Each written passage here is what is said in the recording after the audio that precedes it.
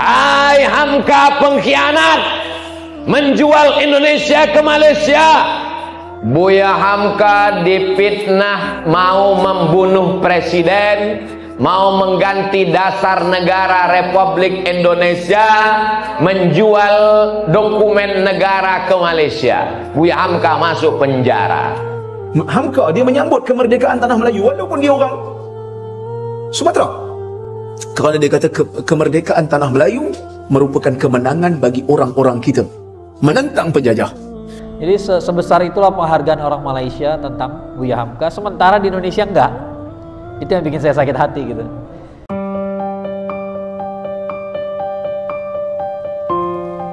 Assalamualaikum warahmatullahi wabarakatuh. Halo teman-teman semua. Selamat datang di Realigius bersama saya, Ria Oktorina. Hari ini, kita akan membahas kisah inspiratif dari seorang ulama, filsuf, dan pejuang Indonesia, yaitu Buya Hamka. Meskipun di negaranya sendiri beliau sempat difitnah sebagai pengkhianat, di Malaysia nama beliau sangat dihormati dan dikenang sebagai tokoh besar yang berkontribusi pada dakwah Islam. Buya Hamka pernah menghadapi tuduhan berat yang menyakitkan. Beliau dituduh menjual rahasia negara ke Malaysia, hingga dipenjara selama 4 tahun. Namun, di tengah derita itu, Buya Hamka menunjukkan kebesaran hati dengan tidak menyimpan dendam. Di Malaysia, sosok Buya Hamka dipandang sebagai tokoh penting dalam penyebaran Islam. Karya-karya beliau, seperti tasawuf modern, serta ceramah-ceramahnya, memberikan dampak besar bagi umat Islam di sana. Hal ini menunjukkan bahwa pengakuan terhadap kebesaran seseorang tidak selalu berasal dari tanah airnya sendiri, tetapi dari mereka yang menghargai kontribusi dan perjuangannya. Buya Hamka difitnah mau membunuh presiden, mau mengganti dasar negara Republik Indonesia, menjual dokumen negara ke Malaysia. Buya Hamka masuk penjara. Duduk, tapak kaki sepatu naik ke atas mejanya, kelepas. Hai Hamka pengkhianat, menjual Indonesia ke Malaysia. Kebetulan di samping dinding itu ada pisau silet. Datang setan berbisik, hai Hamka, ambil pisau silet, potong urat nadimu. Tak ada gunanya kau hidup. Di kampung halamanmu di Maninjau kau datuk, kau bergelar doktor, profesor, tapi kau dituduh sebagai pengkhianat. Baguslah kau mati. Cerita itu ditulis Buya Hamka dalam buku berjudul Tasawuf Modern. Beli bukunya. Buya Hamka ketika mau meninggal dunia, dia minta ambilkan buku itu. Ambilkan buku Tasawuf Modern, mau dibacanya balik untuk menenangkan diri. Hari berganti, musim berubah. 4 tahun dalam penjara, Buya Hamka lepas, rezim pun berganti. Apa yang terjadi? Saat Buya Hamka sedang duduk-duduk di rumah, tiba-tiba datang orang membawa secarik kertas. Assalamualaikum. Waalaikumsalam. Siapa? Ada pesan Buya. Apa isinya? Menyolatkan jenazah orang yang memenjarakan Buya. Apa yang terjadi? Buya Hamka datang dan menyolatkan jenazah. Semua orang heboh. Saya pun waktu membaca buku itu, hampir saya campakkan lagi buku. Karena tak sesuai isi buku itu dengan kemauan saya. Andai saya lah yang jadi Buya Hamka waktu itu. Tiba-tiba datang orang, Ustadz Somad, tolong solatkan jenazah. Ada buzzer yang ditabrak truk, kepalanya pecah. Maka saya katakan, cari 1000 ustadz di MDI. Aku tak mau menyolatkannya. Tapi hari itu apa yang dilakukan Buya Hamka? Dia datang menyolatkan jenazahnya. Cerita itu ditulis oleh anak Buya Hamka, namanya Irfan Hamka, dalam buku berjudul Ayah, yang dicetak oleh Republika. Saya diminta untuk mengiklankannya, tapi tak dikasih persen. Belilah buku ini, bagus untuk cerita anak-anak kita. Kenapa Ustaz cerita tentang persen tadi? Supaya jangan ada fitnah di antara kita. Tapi bukan berarti Buya Hamka itu tidak marah. Buya Hamka waktu mau naik haji ke kota suci Makkah Al-Mukarramah, naik kapal dari Tanjung Priok. Kapal itu berhenti sejenak di kota Padang. Apa nama pelabuhannya? Teluk Bayur. Tiba-tiba di Teluk Bayur ada orang melarang sholat di dalam kapal. Tak boleh sholat dalam kapal. Maka Buya Hamka mendatangi. Mana orang yang melarang sholat dalam kapal? Itunya Buya. Apa kata Buya? Wa ang kurang aja, apa ang kurang aja, ama ang kurang aja, datuk nenek ang kurang aja. Baca dalam buku ayat. Jadi Buya Hamka itu marah juga. Kapan dia marah dan kapan dia memaafkan orang lain? Buya Hamka luar biasa. Nanti kalau saya cerita tentang Nabi, itu kan Nabi. Cerita tentang sahabat Nabi, itu kan sahabat Nabi. Dan orang Awak, dan orang Sumatera, Buya Hamka. Sezaman dengan kita. Meninggal tahun 1980. Jamaah yang dimuliakan Allah Subhanahu wa Ta'ala. Maka ini adalah contoh. Buya Hamka difitnah. Fitnahnya, novel yang dia tulis itu dikatakan dijiplak dari Alman Paluti, penulis Mesir.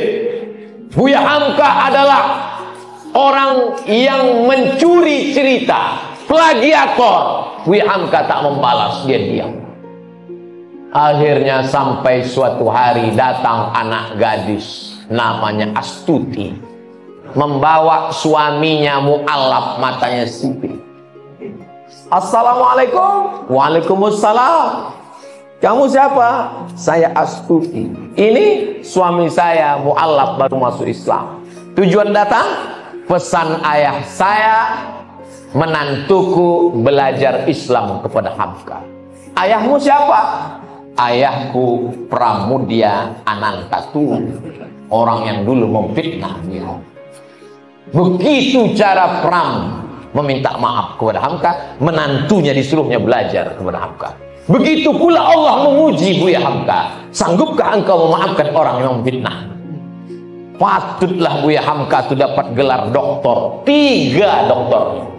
Yang pertama dari Universitas Al-Azhar Kairo, Mesir. Yang kedua dari Universitas Sutomo Beragama. Yang ketiga dari Universitas Kebangsaan Malaysia Selangor. 3 doktor. Tak pernah dia kuliah.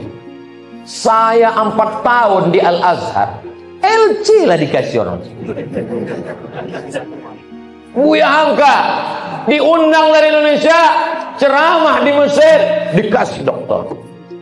Barulah saya paham, rupanya kalau kau sanggup mengendalikan marahmu, dunia ini akan bersimpuh di bawah tapak kaki. Boleh untuk update status besok. Dan kemudian saya selidiki, ternyata di Malaysia tuh setiap tahun ada seminar nasional tentang pemikiran Buya Hamka. Kadang-kadang satu di kampus ini, satu di kampus itu. Ya, jadi dalam setahun itu bisa lebih dari 1. Ya. Dan kemarin baru saya konfirmasi, saya ketemu sama Ustadz Mustafa Umar. Ustadz Mustafa Umar ini dosen UIN Riau. Beliau gurunya Ustadz Abdul Somad. Nah, bayangin aja, ini gurunya Ustadz Abdul Somad, ngeri kan? Ya, ngeri. Secara ilmu ngeri. Ya. Nah, cuman mungkin memang kalau untuk audiens populer ya Ustadz Abdul Somad nggak susah ngalahinnya lah gitu ya. Tapi kalau secara keilmuan yang satu ini luar biasa, Ustadz Mustafa Umar. Kemarin kita berhasil mengundang beliau dan beliau hormatnya bukan main sama Buya Hamka. Beliau kadang-kadang sekali waktu bolak-balik ngajar ke Malaysia. Beliau bilang orang Malaysia tuh taunya Buya Hamka aja. Jadi antum datang ke sana bilang ini saya punya buku tentang Buya Hamka, udah laku dah di sana. Ya, selesai. Jadi sebesar itulah penghargaan orang Malaysia tentang Buya Hamka, sementara di Indonesia enggak. Itu yang bikin saya sakit hati gitu. Di Malaysia, Bapak Ibu, mungkin saya mengatakan di kita semangat membaca itu tidak sehebat orang-orang di Malaysia. Di Malaysia 1 tahun itu bisa digelar seminar tentang pemikiran Hamka itu sampai 2-3 kali, baik di perguruan tinggi maupun di organisasi Islam. Dan itu saya beberapa kali diundang untuk menyampaikan pencerahan. Hamka dia menyambut kemerdekaan tanah Melayu walaupun dia orang Sumatera. Kerana dia kata kemerdekaan tanah Melayu merupakan kemenangan bagi orang-orang kita menentang penjajah. Sehingga kan dia dituduh oleh Soekarno pada masa itu sebagai orang yang pro Malaysia. Dan dia ditangkap. Dia ditangkap dan dipenjarakan. 2 tahun di dalam penjara. tak silap saya tahun 1944 sehingga 46. Dan dalam penjara itulah dia menulis tafsir. Tafsir yang sangat ulung dalam masyarakat Melayu adalah tafsir Al-Azhar. Bila dia tulis tu dalam penjara, 2 tahun tu siap. Dan 2 tahun lepas tu dia keluar daripada penjara. Soekarno pun meninggal dunia. Bila Soekarno meninggal dunia, Soekarno dikatakan mewasiatkan kepada orang yang rapat dengan dia supaya Hamka yang uruskan jenazah dia dan salatkan jenazah dia. Dan ketika mana wasiat itu diterima oleh Hamka, Hamka terus buat. Sehingga kan orang tanya dia, kau nak pergi salatkan jenazah dia, sedangkan dialah yang penjarakan kau, sedangkan dialah yang menzalimi kau. Tuan-tuan, Hamka kata apa? Hamka kata, aku patut terima kasih kat dia. Hamka kata aku patut terima kasih kat dia. Sebab kalau dia tak masukkan aku ke dalam penjara selama 2 tahun, tafsir Azhar ni tak siap. Kerana dia masukkan aku dalam penjara lah tafsir Azhar ni boleh siap, dia kata. Dan bila orang kata Hamka ni sebagai Soekarno ni sebagai munafik kerana dia ni komunis apa semua, dia kata bukanlah kita nak uruskan. Apa yang zahirnya dia Muslim, maka kita uruskanlah dia sebagai seorang Muslim. Siapalah kita nak menilai dia? Tuan-tuan, bila saya ingat kisah ni, saya teringat kisah Ibn Taymiyah.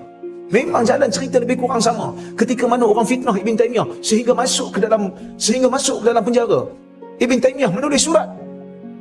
Dia kata, aku maafkan semua orang yang memfitnah aku. Kenapa? Kerana dia kata aku berjuang siang dan malam supaya Allah membebaskan mereka daripada neraka. Katalah kalau aku tak maafkan fitnah mereka terhadap aku sendiri yang akan memasukkan dia orang ke dalam neraka, sedangkan aku berjuang siang dan malam untuk membebaskan dia orang daripada neraka. Maka aku tak mau jadi penyebab. Kerana aku tak maafkan, mereka akan masuk ke dalam neraka, sedangkan itu bukan tujuan aku berdakwah. Dan Al-Azhar ini dianggap sebagai tokoh bukan saja oleh Nusantara, sehingga kan Universiti Al-Azhar memberikan dia gelaran doktor kehormat. Oleh kerana itulah dia namakan tafsir itu sebagai tafsir Al-Azhar, kerana dia sangat mengiktiraf Al-Azhar dan Azhar juga mengiktiraf dia sebagai kenang-kenangan. Dia namakan tafsir itu sebagai tafsir Al-Azhar. Bukan hanya diiktiraf oleh Nusantara, dia juga bukan hanya diiktiraf oleh Indonesia, dia juga diiktiraf oleh Mesir. Bahkan Universiti Kebangsaan Malaysia pada tahun 1974 juga memberikan dia ijazah doktor kehormat. Maksudnya dia ni PhD kehormat atas sumbangan yang dia buat pada dunia dakwah, bukan hanya di Indonesia, bahkan juga sampai ke Malaysia. Sehingga dia diberikan gelaran doktor kehormat.